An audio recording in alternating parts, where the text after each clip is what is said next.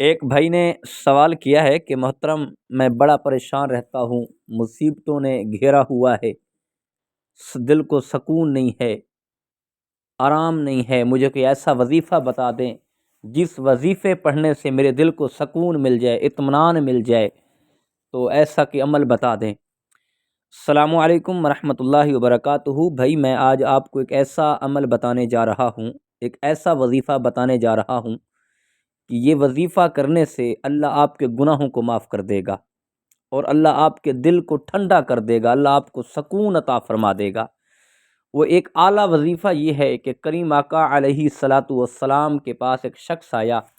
اس نے عرض کی کہ اللہ کے محبوب، میں دن کا تیسرا حصہ آپ کی ذات پر درود پڑھتا ہوں،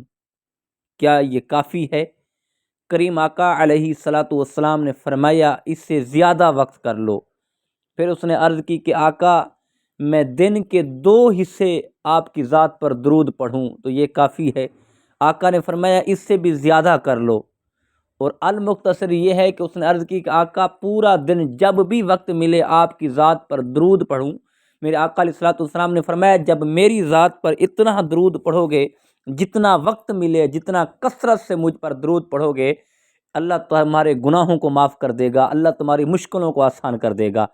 اور اس درود پاک پڑھنے کی برکت سے اللہ پاک ہر مشکل کو ٹال دے گا، ہر مشکل آسان کر دے گا۔ اللہ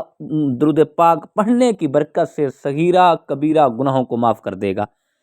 کریم آقا علیہ الصلوۃ والسلام کی ذات پر درود پاک پڑھنے سے رب ذوالجلال گناہوں کو معاف کر دے گا، اور دل کو اطمینان اور سکون آ جائے گا، کیونکہ کریم آقا کی ذات پر درود پاک پڑھنا، میرے آقا علیہ الصلوۃ والسلام نے فرمایا جو بندہ چاہتا ہے اور جو میری شفاعت کا مستحق بننا چاہتا ہے وہ مجھ پر درود پڑھے، اور جو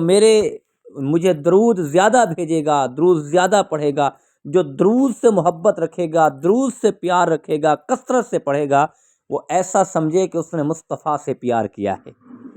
اور ایسا سمجھے کہ اس نے مصطفیٰ سے محبت کی ہے۔ اور درود پاک پڑھنے سے میرے آقا علیہ الصلوۃ والسلام کی اتنا قرب اور اتنی شفقت ہے، میرے آقا نے فرمایا میں قیامت والے دن اس کی شفاعت کروں گا۔ میرے آقا علیہ الصلوۃ والسلام کے بارے حدیث پاک میں آتا ہے، رب نے کہا اے محبوب کیا ہم آپ کی آدھی امت کو معاف کر دیں